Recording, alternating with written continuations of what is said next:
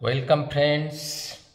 আজ আমরা দশম শ্রেণীর শিক্ষার্থীদের জন্য রায়ান মার্টিনের যে কোশ্চেন ব্যাংকের সলিউশন নিয়ে আসছি সেকেন্ড সামেটিভ ইভ্যালুয়েশনের উপর ভিত্তি করে। আজ তার সেকেন্ড পার্ট। আজকে আমরা একটা বিখ্যাত স্কুলের কোশ্চেনগুলো নিয়ে আলোচনা করব, সেটি হলো হাওড়া জিলা স্কুল। এখানে কোশ্চেনগুলো এমনভাবেই সিলেক্ট করা হয়েছে যাতে একেবারে প্রস্তুতি তোমাদের নিখুঁত হয়। আর এই চ্যানেলে তোমাদের ক্লাস 10-এর যে সমস্ত কোশ্চেন ব্যাংকগুলোর সলিউশন দেখাবো, অর্থাৎ মডেল পেপারের সলিউশন দেখাবো, সেগুলো যদি তোমরা নিখুঁতভাবে করতে পারো, আশা করি তোমাদের পুরো প্রস্তুতি এখান থেকেই হওয়া সম্ভব।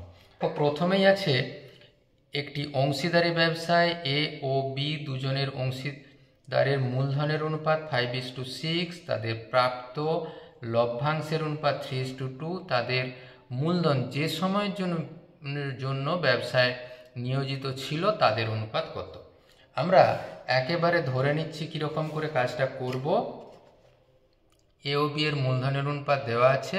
মনে করছি এ টাকা এক্স সময়ের জন্য, বি এর টাকা ওয়াই সময়ের জন্য খেটেছে, তাহলে তুল্য মূলধন 5 x, আর বি এর তুল্য মূলধন 6 y, তাহলে 5x/6y, এইটাই তাদের কিন্তু লভ্যাংশ। তাহলে x এর মান কত পেলাম? x/y, এইখানে 6 গুণ করে দিয়ে 18, এখানে 3 গুণ করে 5 গুণ করে 10, 18/10 মানে 9/5, অর্থাৎ option C is the right answer.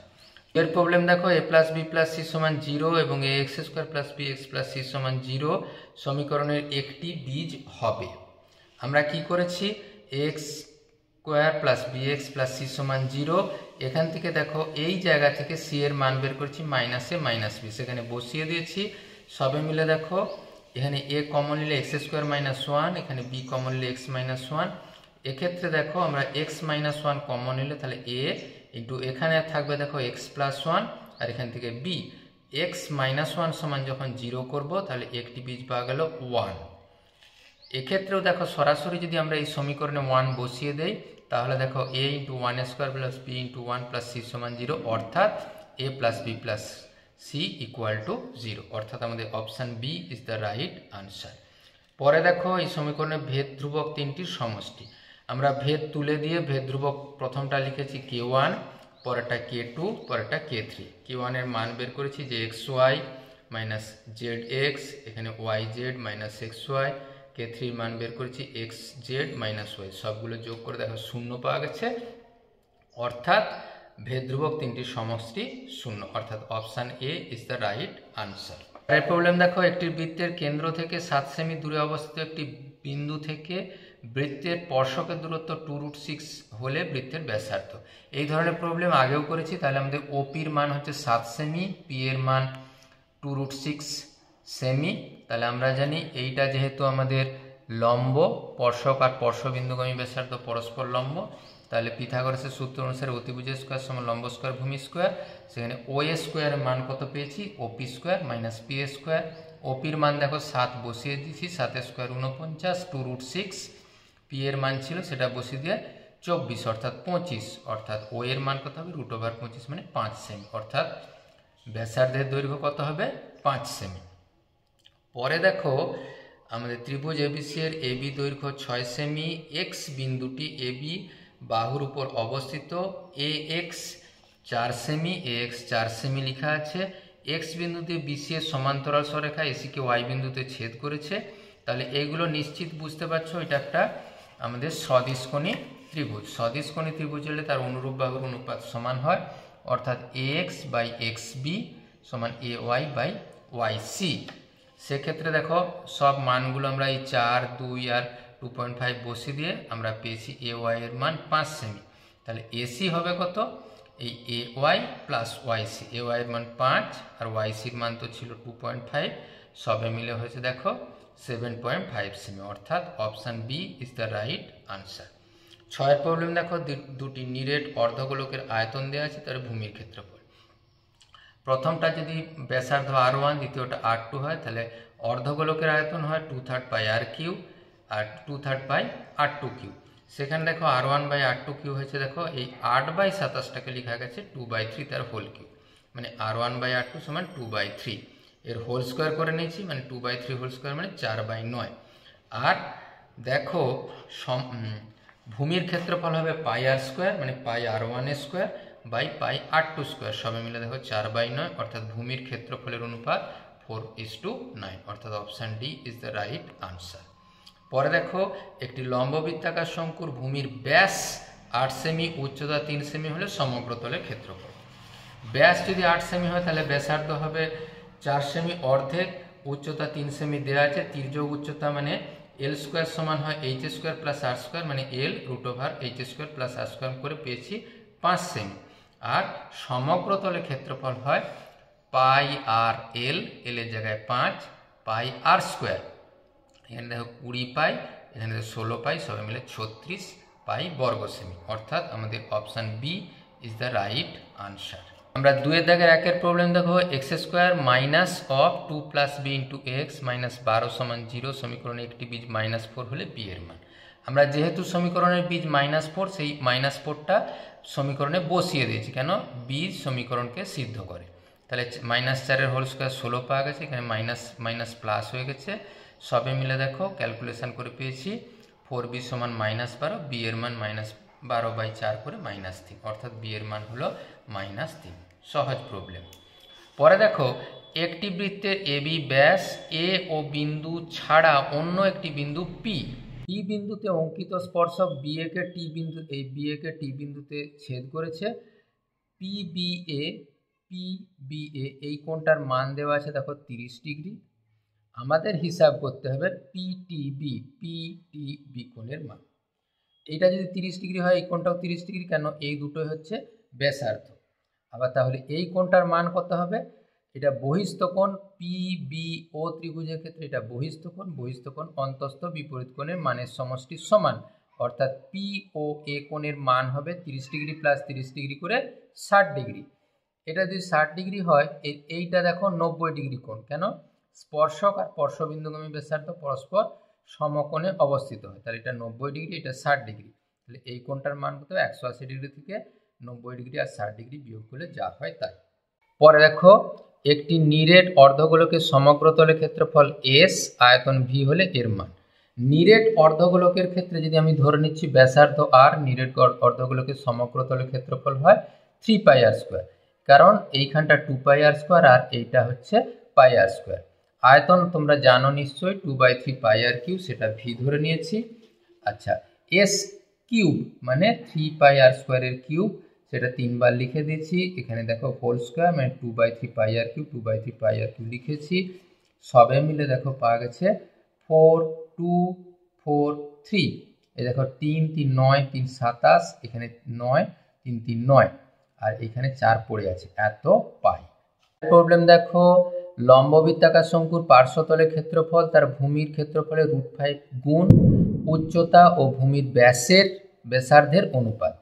দেখো আমাদের ব্যাসার্ধ আর একক দেওয়া আছে, উচ্চতা এইচ একক, তাহলে তির্যক উচ্চতা এটা আমরা জানি, পার্শ্বতলের ক্ষেত্রফল πr/l, তাহলে এই πr/l সমান √5 ইন্টু πr², এনে পাই কেটে দিয়েছি, আর কেটে দিয়ে এখানে একটা আর পাওয়া গেছে, উভয় পাশের হোল স্কোয়ার করে দিচ্ছি। হোল স্কোয়ার করতে h² প্লাস r², √5 এর হোল স্কোয়ার 5r², এই r²টের পাশে এনে 4r², তাহলে দেখো h²/r² 4/1, তাহলে আমরা পেয়েছি h/r সমান √ওভার মানে 2/1, অর্থাৎ লম্ববৃত্তাকার শঙ্কুর উচ্চতা ও ভূমির ব্যাসার্ধের অনুপাত 2:1। পরে দেখো 3 দাগের প্রবলেম, এবিসি যথাক্রমে 8,000, 10,000 ও 12,000 টাকা দিয়ে একটি ব্যাংকে কিছু টাকা ঋণ করে যৌথ ব্যবসা শুরু করে এত টাকা লাভ হয়, ব্যাংকের কিস্তি এত টাকা দেওয়ার পর বাকি টাকা মূলধন অনুপাতে ভাগ করে নিলে কে কত পাবে। তাহলে আমরা প্রথমে কি করেছি, তাদের মূলধনের অনুপাত হিসাব করেছি, তারপর প্রথমে বছরের শেষে কিস্তির টাকা বাদ দেওয়ার পর যে বাকি টাকাটা থাকবে এটা টোটাল লাভ হয়েছিল, কিস্তির টাকা বাদ দিয়েছি 8,400 টাকা। এই লভ্যাংশ পাবে কি? মূলধন অনুপাতে 4/4 + 5 + 6, মানে এটা আনুপাতিক ভাগ হার। মোট কত টাকার মধ্যে এই 8,400 সেটা ভাগ করতে দেখো আমরা পেয়েছি 2,240 টাকা। আর একইভাবে বি পাবে কত 5 ডিভাইডেড বাই এখানে 15, আর মোট টাকাটা 8,400 করে 2,800 টাকা। সি লভ্যাংশ পাবে কত, এখানে 6 অনুপাতে 6 ডিভাইডেড বাই 15 ইন্টু 8,400 টাকা, সবে মিলে হলো 3,360 টাকা। পরে দেখো অথবার অঙ্ক, একটি যৌথ ব্যবসায় এ ও বি এর মূলধনের অনুপাত 3:7। ব্যবসার শুরুর 5 মাস পর এ নিজের মূলধনের 1/3 অংশ, বি শেষ হওয়ার 2 মাস আগে নিজের মূলধনের 2/5 অংশ তুলে নেয়। বছরের শেষে 6,444 টাকা লাভ হয়, কে কত টাকা পাবে? আমরা ধরে নিচ্ছি এর মূলধন 3x টাকা আর বি এর 7x টাকা। এ 3x টাকা তার 5 মাস কেটেছে, 5 মাস পরে দেখো তার 1/3 অংশ মানে 3x বাই 3 তার 1/3 অংশ তুলে নিয়েছে, এখন 2x টাকা। বাকি 7 মাস কেটেছে, অর্থাৎ 1 মাস হিসেবে তার তুল্য মূলধন এই 3x গুণিত 5 আর 2x গুণিত 7, সবে মিলে দেখো 29x টাকা। একইভাবে দেখো বি এর 7x টাকা 10 মাস কেটেছে, কেন শেষ 2 মাসে সে তার 2/5 অংশ তুলে নিয়েছে, তাহলে 7x ছিল, 7x এর 2/5 অংশ তুলে নিতে দেখো 21x বাই 5 টাকা তার শেষ 2 মাস খেটেছে। 1 মাস হিসেবে তার তুল্য মূলধন এই 7x গুণিত 10, 21x বাই 5 গুণিত 2, সবে মিলে দেখো পেয়েছি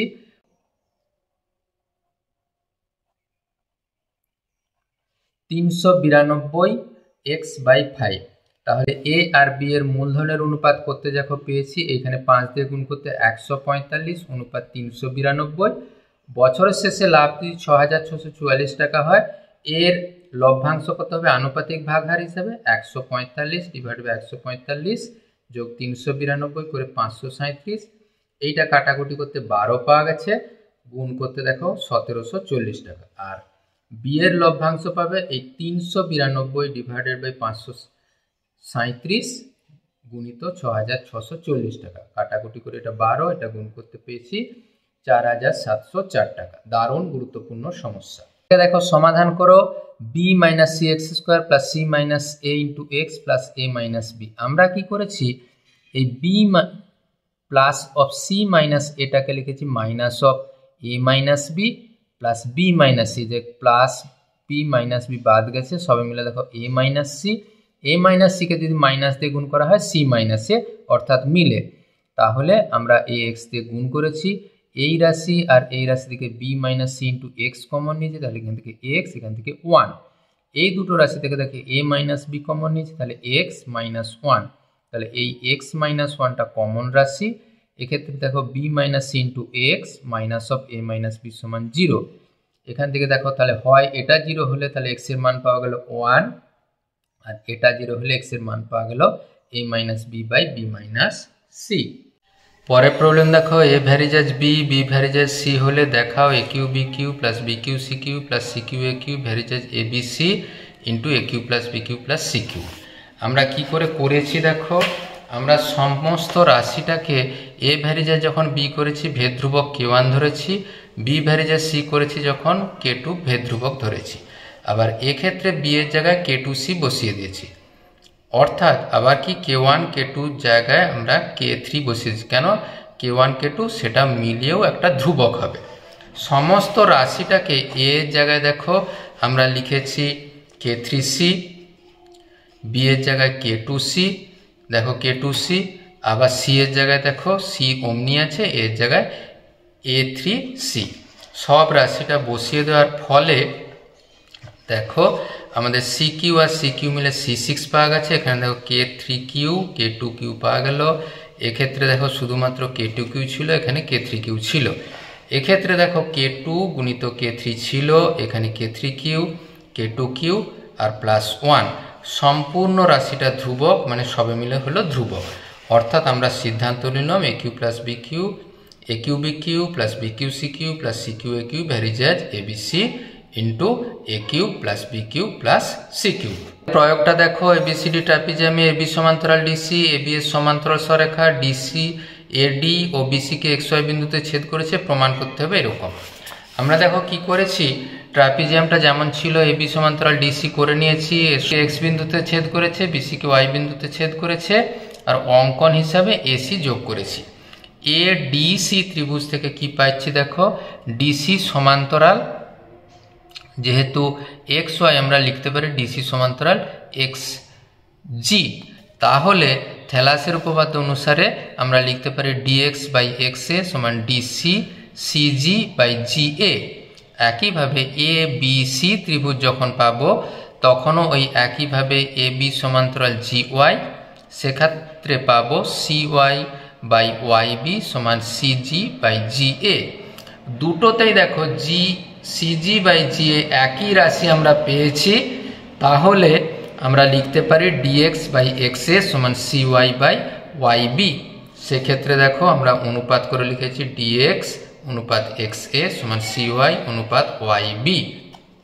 পরিবৃত্ত তোমরা নিজেরা করতে পারবে। এবার পরিমিতির অঙ্কগুলো দেখি। 1 সেমি 6 সেমি ব্যাসার্ধ বিশিষ্ট দুটি গোলককে গলিয়ে 1 সেমি পুরো ফাঁপা গোলক তৈরি করা হলো।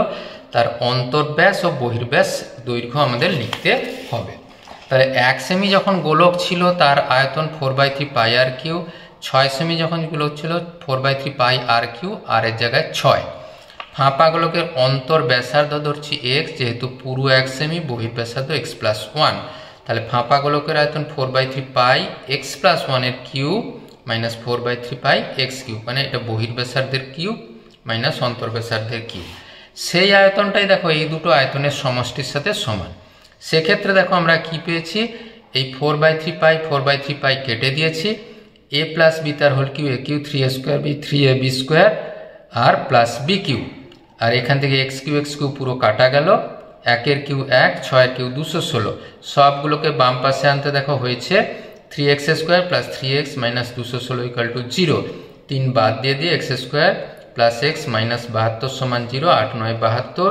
সেক্ষেত্রে দেখো পেয়েছি এক্স প্লাস 9 এবং এক্স মাইনাস 8 সমান 0। একটাকে সমান করতে এক্স সমান -9, কিন্তু কি ব্যাসার্ধ ঋণাত্মক হতে পারে না, তাহলে হবে কত, এক্স সমান 8। এটাই ধরেছিলাম এক্স মানে অন্তর্ব্যাসার্ধ, তাহলে পরিব্যাসার্ধ 8 প্লাস 1 9 সেমি। এরপরে দেখো যেহেতু ব্যাস হিসাব করতে বলেছে, তাহলে অন্তর্ব্যাস হবে 2 গুণিত 8 16 সেমি, বহির্ব্যাস 2 গুণিত 9 18 সেমি। পরে দেখো লম্ববৃত্তাকার শঙ্কু আকৃতির একটি লোহার বয়া তৈরি করতে এত বর্গমিটার লোহার পাত লেগেছে। বয়ার তির্যক উচ্চতা দেওয়া আছে, বয়ার উচ্চতা হিসাব করতে হবে। আমরা ধরে নিয়েছি এখানে ব্যাসার্ধটা আর, তির্যক উচ্চতা তো বলা ছিল। বয়াটির সমগ্র তলের ক্ষেত্রফল পাই আর এল প্লাস পাই আর স্কোয়ার। আর এল এর জায়গায় দেখো 5 বসিয়ে দিচ্ছি, আর এর মান তো আমরা জানা নেই। টোটালটা দেখো 75 পূর্ণ 3 এর 7 মানে 528/7। এই 7 7 বাদ দিয়ে দিচ্ছি, 22 দিয়ে ভাগ করে সবে মিলে হয়েছে 24।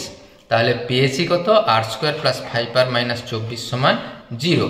এবার 24কে 8 3-এ ভেঙে নিয়েছি, সবে মিলে হলো কত, আর প্লাস 8 ইন্টু আর মাইনাস 3 সমান 0। আর সমান এখান থেকে পেয়েছি -8। অসম্ভব, তার কারণ ব্যাসার্ধ ঋণাত্মক হতে পারে না, তাহলে আর এর মান হলো 3। তাহলে উচ্চতা আমরা জানি এই এল স্কোয়ার সমান এইচ স্কোয়ার প্লাস আর স্কোয়ার, সেখান থেকে এইচ স্কোয়ার পেয়েছি, এই যে এল স্কোয়ার মাইনাস আর স্কোয়ার। এল এর মান 5 ছিল, আর এর মান 3 পেয়েছি, সেখানে সবে মিলে হলো 4 সেমি। তাহলে বয়াটির উচ্চতা 4 সেমি। আজকের ভিডিও কেমন লাগলো অবশ্যই কমেন্ট বক্সে লিখতে ভুলো না। Thank you for watching this video.